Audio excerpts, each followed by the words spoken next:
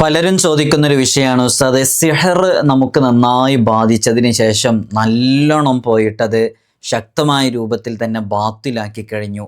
ഇനി നമുക്ക് സിഹർ ആ ചെയ്തവർ തന്നെ തിരിച്ചു ചെയ്യുകയോ ഏതെങ്കിലും രൂപത്തിൽ നമുക്ക് സിഹർ ഇനിയും ഫലിക്കുമോ, അവർ തന്നെ വീണ്ടും ചെയ്തു കഴിഞ്ഞാൽ നമുക്കത് സംഭവിക്കുമോ എന്നുള്ളത് പലപ്പോഴും ചോദിക്കാറുണ്ട്.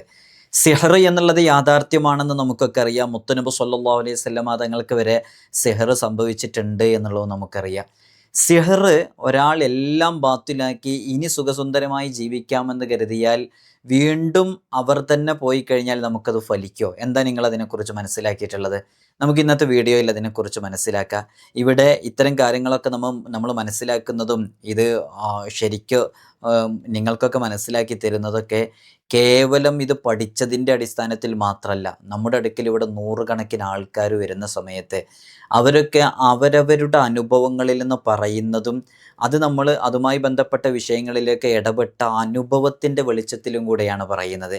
ജീവിതത്തിൽ നല്ല സന്തോഷത്തോടു കൂടെ ജീവിക്കണമെന്ന് കരുതി ഒരുപാട് കാര്യങ്ങൾ ചെയ്തു, അള്ളാഹു ഒരുപാട് നിഅമത്തുകൾ നൽകി, ഒരു സുപ്രഭാതത്തിൽ അതെല്ലാം നശിച്ച് നഷ്ടപ്പെട്ട് നിരാശരായി ജീവിക്കുന്ന സിഹറിൻ്റെയൊക്കെ വലിയ അനുഭവേദ്യങ്ങളായി മാറിയ എത്രയോ ആളുകളുണ്ട്. സിഹർ അത് വലിയ മാരണപ്രവർത്തനം, ആഭിചാരക്രിയ, കൂടോത്തരം എന്നൊക്കെ പറയുന്നത് അത് മഹാപാപമാണ്. ചെയ്യുന്നവർക്ക് സ്വർഗത്തിൻ്റെ പരിമളം പോലും ആസ്വദിക്കാൻ കഴിയില്ല. പക്ഷെ എന്തോ ആളുകൾ ഇത്തരം പ്രവർത്തനങ്ങളൊക്കെ ചെയ്തുകൊണ്ടിരിക്കുന്നു. അപ്പോൾ ഇത് ഇനി നമുക്ക് മേലിൽ അത് നമുക്ക് അത്ര എഫക്റ്റ് ആവാതിരിക്കാൻ വേണ്ടി എന്താ ചെയ്യേണ്ടത് എന്നുകൂടെ നമ്മൾ ഇതിൻ്റെ അവസാന ഭാഗത്ത് പറയുന്നുണ്ട്. വീഡിയോ നിങ്ങൾ പൂർണ്ണമായിട്ടും കാണാൻ വേണ്ടി ശ്രമിക്കുക. അള്ളാഹു നമുക്ക് തൗഫീഖ് നൽകട്ടെ, മനസ്സിലാക്കാനുള്ള തൗഫീഖ് നൽകട്ടെ.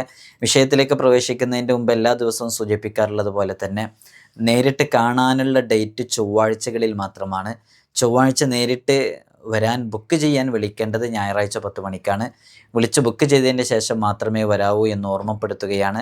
പലരും വിളിക്കാതെയും ബുക്ക് ചെയ്യാതെയൊക്കെ വരുന്നുണ്ട്. അതുകൊണ്ടാണ് നമുക്ക് ഇടയ്ക്കിടയ്ക്ക് ഈ വിഷയം ഇങ്ങനെ ഓർമ്മപ്പെടുത്തേണ്ടി വരുന്നത്. നമ്മൾ ഇതിൻ്റെ അപ്ഡേഷനും കാര്യങ്ങളൊക്കെ ഇൻസ്റ്റാഗ്രാമിലും വാട്സപ്പിലൊക്കെ അപ്ഡേറ്റ് ചെയ്യാറുണ്ട്. അതിൻ്റെ ലിങ്ക് ഡിസ്ക്രിപ്ഷനിൽ കൊടുത്തിട്ടുണ്ട്. അവിടെ നോക്കിയാൽ നിങ്ങൾക്ക് അതൊക്കെ കാണാൻ സാധിക്കുന്നതാണ്. നമ്മളിന്ന് ചർച്ച ചെയ്യുന്നത് സിഹറുമായി ബന്ധപ്പെട്ട് ഒരാൾ അവരുടെ ജീവിതത്തിൽ നല്ലോണം സിഹർ ബാധിച്ചിട്ടുണ്ട് എന്നുള്ളത് ലക്ഷണമൊത്ത ഒരാൾ പറഞ്ഞതിൻ്റെ പേരിലോ അയാൾ അനുഭവിച്ചറിഞ്ഞതിൻ്റെ പേരിലോ ഒക്കെ മനസ്സിലായി എന്ന് സങ്കല്പിക്കുക. അങ്ങനെ ആ സിഹർ ബാത്തിലാക്കാനുള്ള ഒരുപാട് മാർഗങ്ങളുണ്ട്. നമ്മളിവിടുന്ന് കൊടുക്കുന്ന പവർഫുൾ ആയിട്ടുള്ള ഒരു മാർഗവുമുണ്ട്. അത് കൃത്യമായിട്ട് പാലിക്കുകയാണെങ്കിൽ ഏത് കൊടിയ സിഹറും എത്ര പഴക്കമുള്ള സിഹറും ബാത്തിലാകും. അപ്പോൾ സിഹർ ബിഇദ്നില്ലാഹി തആല സിഹർ ബാത്തിലായി കഴിഞ്ഞാൽ വീണ്ടും അത് നമുക്ക് വരുമോ വരൂലേ എന്നുള്ളതാണ് നമ്മുടെ ഒരു ചോദ്യം. യഥാർത്ഥത്തിൽ ആ ചെയ്യുന്ന ആളുകൾ ചെയ്താൽ വീണ്ടും അത് നമുക്ക് സംഭവിക്കും. അത്തരം സിഹർ ഇനി മേലിൽ സംഭവിക്കില്ല എന്നൊന്നും നമുക്ക് പറയാൻ പറ്റില്ല. ഇത് അനുഭവിക്കുന്ന ഒരുപാട് ആളുകളുണ്ട്, അവർക്കത് തിരിച്ചറിയാൻ സാധിക്കും. അങ്ങനെ സംഭവിക്കാതിരിക്കുന്നില്ല, സിഹർ എന്തായാലും സംഭവിക്കും എന്നുള്ളതാണ്.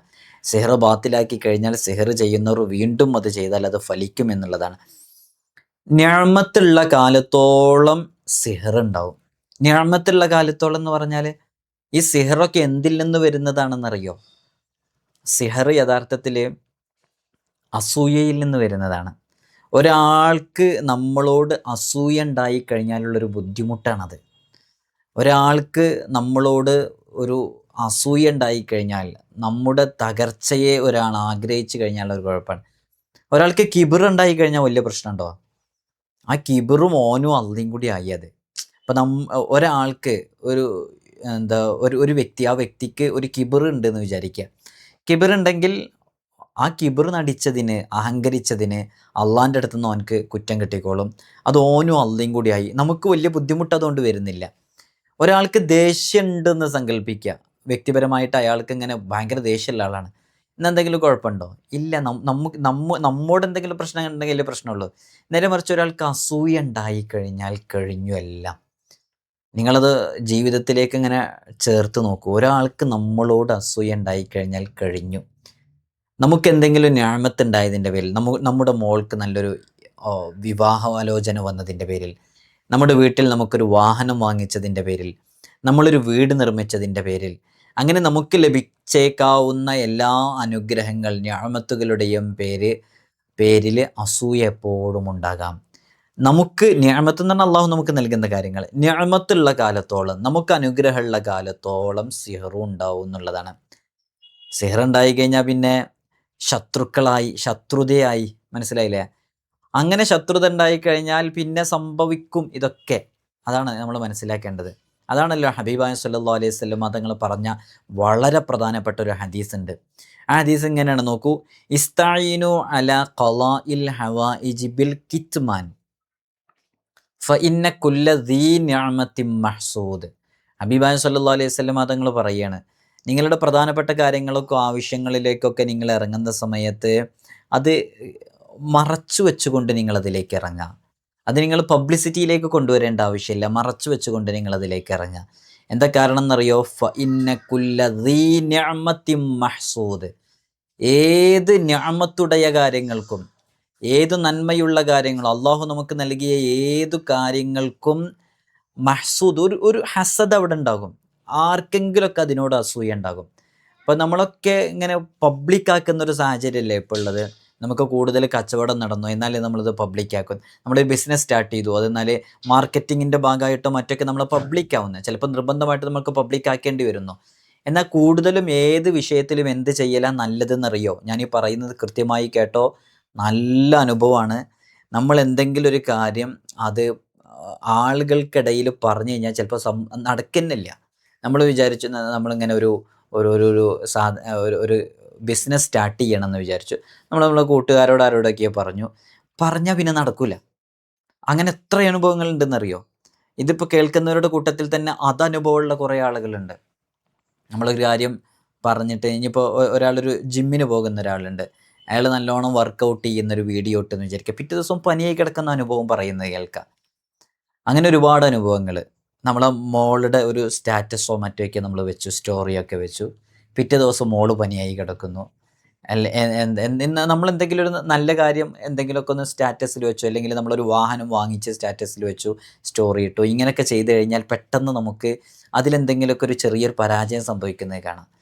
അത് ശരിക്കും ഈ ഒരു ഇതുമായി ബന്ധപ്പെട്ടതാണ്. ഹബീബായ സല്ലല്ലാഹു അലൈഹി വസല്ലം തങ്ങൾ പറഞ്ഞു, ഇസ്തഈനു അലാ ഖളാഇൽ ഹവായിജി ബിൽ കിത്മാൻ. നിങ്ങൾ എന്ത് കാര്യങ്ങളും ഒന്ന് മറച്ചു വെച്ച് ചെയ്യുക എന്നുള്ളത്. അതിലെന്തുണ്ട്? അതങ്ങനെ ചെയ്യണം എന്ന് പറയാൻ കാരണം ഫഇന്ന കുല്ല ദീ നിഅമത്തിൻ മഹ്സൂദ്. അത്തരം നന്മകൾ, നിഅമത്തുകളൊക്കെ ചെയ്യുന്നതിൽ എന്ത് സംഭവിച്ചേക്കാം? ഒരു ഹസദ് സംഭവിച്ചേക്കാം നിഅമത്തുകൾ നമുക്ക് ലഭിക്കുന്നതിൽ. അങ്ങനെ അതിൽ നമുക്ക് ബുദ്ധിമുട്ടൊക്കെ ഉണ്ടായേക്കാം.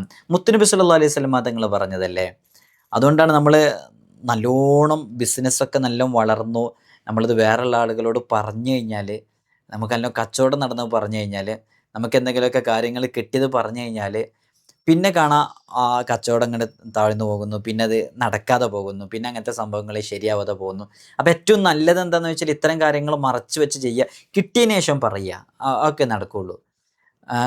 ഇപ്പോൾ കുറച്ച് മുമ്പ് ഒരാൾ വന്നിട്ട് പറഞ്ഞു, ഉസ്താദേ എൻ്റെ മോൾക്ക് നല്ലൊരു ആലോചന വന്നിരുന്നു, ഞാനതിങ്ങനെ എന്താ ശരിയാവുമെന്ന് കണ്ടപ്പോൾ ഞാൻ എൻ്റെ കൂട്ടുകാരോടൊക്കെ വളരെ സന്തോഷത്തോടുകൂടി പറഞ്ഞു, കുടുംബങ്ങളോടൊക്കെ പറഞ്ഞു. അങ്ങനെ അതിൻ്റെ അവസാന ഘട്ടത്തിയപ്പോഴൊക്കെ അവർ പിന്നെ ഫോൺ എടുക്കുന്നില്ല, ഒന്നും ആവുന്നില്ല. വേറൊരാൾ വിളിച്ചിട്ട് പറഞ്ഞു അവർക്കെന്തോ ദൂരത്തിൻ്റെ എന്തോ പ്രശ്നം ഉണ്ടെന്ന് പറഞ്ഞു. ശരിക്കും ദൂരത്തിൻ്റെ പ്രശ്നമൊന്നുമല്ല. അങ്ങനെ ദൂരത്തിൻ്റെ പ്രശ്നമാണെങ്കിൽ ആദ്യം അവർ അത്ര ഉറപ്പ് പറയില്ലല്ലോ. ദൂരം പെട്ടെന്നുണ്ടായതാണോ? അതാണ് പോയിൻ്റ്. ദൂരം പെട്ടെന്നുണ്ടായതല്ലല്ലോ, ആദ്യം അവർ ഉറപ്പ് പറയില്ലല്ലോ. ആദ്യം ഉറപ്പ് പറഞ്ഞൊരു കാര്യമാണ് മുടങ്ങുന്നത്. ഇത്തരം ചില കാര്യങ്ങൾ ഉണ്ട് നമ്മൾ മനസ്സിലാക്കണം കേട്ടോ. എല്ലാം ഇതാണെന്ന് മനസ്സിലാക്കരുത്, എല്ലാം സിഹറാണെന്ന് മനസ്സിലാക്കരുത്. പക്ഷേ ഇത്തരം ചില കാര്യങ്ങൾ, ഐന്, സിഹർ, ഇതൊക്കെ ഇങ്ങനെ നമ്മുടെ ജീവിതത്തിലേക്ക് ഇങ്ങനെ പ്രതിഫലിച്ചുകൊണ്ടിരിക്കുക. അതുകൊണ്ടാണല്ലോ വിശുദ്ധ ഖുർആനിൽ നിങ്ങൾ ഖുൽ അഊദു ബിറബ്ബിൽ ഫലഖ് എന്ന് പറഞ്ഞ സൂറത്ത് ഇങ്ങനെ ഓതി നോക്ക്. ബിസ്മില്ലാഹിർ റഹ്മാനിർ റഹീം ഖുൽ അഊദു ബിറബ്ബിൽ ഫലഖ്. അതൊരു കാവൽ തേടുന്നതാണ് ശരിക്കും. ഇങ്ങനെ അവസാനം കാണാം വമിൻ ശർരി ഹാസിദിൻ ഇദാ ഹസദ്. ഹാസിദിൻ്റെ ഷെറിനെ തൊട്ട് ഞാൻ കാവൽ തേടുന്നു. ഇതാ ഹസദ. ഹസദ് എന്ന് പറഞ്ഞൊരു പ്രവർത്തനമുണ്ട്. അത് പ്രവർത്തിക്കാൻ തുടങ്ങിയാൽ, അത് ചെയ്യുകയാണെങ്കിൽ ഭയങ്കര പ്രശ്നമാണ്. അത് നമുക്ക് അത്തരം ബുദ്ധിമുട്ടുകൾ നമുക്കുണ്ടാകും. അതാണ് നബി സല്ലല്ലാഹു അലൈഹി വസല്ലം തങ്ങൾ ആ പദം തന്നെയാണല്ലോ, ഇസ്തഈനു അലാ ഖളാഇൽ ഹവായിജി ബിൽ കിത്മാൻ ഫഇന്ന കുല്ല ദീ നിഅമത്തിൻ മഹ്സൂദ്. മറ്റൊരു ഹദീസിൽ കാണാം ഇസ്തഈനു അലാ ഇൻജാഇൽ ഹവായിജി അല ഇൻജാഹിൽ ഹവായിജി ബിൽ കിത്മാൻ ഫഇന്ന കുല്ല ദീ നിഅമത്തിൻ മഹ്സൂദ്. നിങ്ങൾ നിങ്ങളുടെ കാര്യങ്ങളൊക്കെ ഒന്ന് മറച്ചു വെച്ച് ചെയ്യുക എന്നുള്ളത്. ഇനി നമ്മൾ സ്പിരിച്വലി സ്ട്രോങ് ആയി കഴിഞ്ഞാൽ ഇത്തരം കാര്യങ്ങളൊന്നും നമുക്ക് സംഭവിക്കില്ല. നമ്മൾ നല്ല പവർഫുൾ ആണെങ്കിൽ, സ്പിരിച്വലി നമ്മൾ സ്ട്രോങ് ആണെങ്കിൽ അതിനെന്താ ചെയ്യേണ്ടത്? നമ്മൾ സ്പിരിച്വലി സ്ട്രോങ് ആവാൻ എന്താ ചെയ്യേണ്ടത്? ഹദ്ദാദ് റത്തീബ് പതിവാക്കുക. അത് നമ്മൾ ആത്മീയമായിട്ട് ശക്തിയുള്ളവരാവാൻ കാരണമാകും. വിശുദ്ധ ഖുർആനിലെ 2-3 പേജെങ്കിലും സ്ഥിരമായിട്ട് പാരായണം ചെയ്യുക. സൂറത്ത് യാസീൻ പാരായണം ചെയ്യുക. അത് വലിയൊരു കവചമാണ്. അതിൻ്റെ മഹത്വങ്ങൾ അത്രയുണ്ട് പറയാൻ. റവാത്തിബ് സുന്നത്ത് നിസ്കാരങ്ങൾ ഒരു മനുഷ്യനെ ഒരാൾക്കും തകർക്കാൻ കഴിയാത്ത അത്രമേൽ ആത്മീയമായിട്ട് നല്ല ശക്തി ഉണ്ടാക്കാൻ അത് കാരണമാകും. വിർദുൽ ലത്തീഫ് പോലെയുള്ള പ്രധാനപ്പെട്ട ഔറാദുകൾ, ദിക്റുകൾ പതിവാക്കുക. ചില പ്രത്യേക ആയത്തുകൾ പതിവാക്കുക. അസ്മാ ഉൽ ഹുസ്ന ഭയങ്കര പവർഫുള്ളായിട്ടുള്ള കവചമാണ്, അത് പതിവാക്കുക. അസ്മാ ഉൽ ബദർ ആഴ്ചയിലെങ്കിലും ഓതുന്ന ശീലം ഉണ്ടായിരിക്കുക. നമ്മൾ സ്പിരിച്വലി നല്ല ശക്തിയുള്ളവരായി മാറും, ആത്മീയമായിട്ട് ശക്തിയുള്ളവരായി മാറും. പിന്നെ ഇത്തരം പ്രവർത്തനങ്ങളൊന്നും സംഭവിക്കില്ല. നമ്മുടെ വീടിൻ്റെ മുമ്പിലൊക്കെ പലപ്പോഴും കുഴിച്ചിട്ടതൊക്കെ കിട്ടാറുണ്ടെന്ന് പറയാറുണ്ട്. അതൊക്കെ ശരിക്കും ഈ അസൂയയിൽ നിന്ന് വരുന്നതാണ്. അള്ളാഹു നമുക്ക് വലിയ കാവൽ നൽകട്ടെ. നിങ്ങളൊക്കെ ദുആ ചെയ്യണം. അസ്സലാമു അലൈക്കും വറഹ്മത്തുള്ളാഹി.